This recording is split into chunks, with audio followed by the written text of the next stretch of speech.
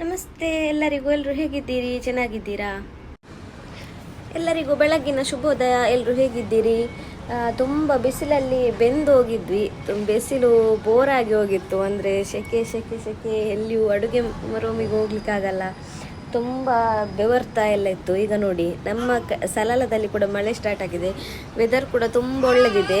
ಬೆಳಗ್ಗೆ 8 o'clockಗೆ ನೋಡಿ ಮಳೆ ಎಲ್ಲ ಬರ್ತಾ ಉಂಟು. ತುಂಬ ಚೆನ್ನಾಗಿದೆ ವೆದರ್. ಅಂದರೆ ಕಾರಲ್ಲಿ ಹೋಗ್ಲಿಕ್ಕೂ ತುಂಬ ಖುಷಿ ಆಗ್ಬೋದು ಈ ವೆದರಲ್ಲಿ. ನೋಡಿ ಮಳೆ ಬರ್ತಾ ಇದೆ.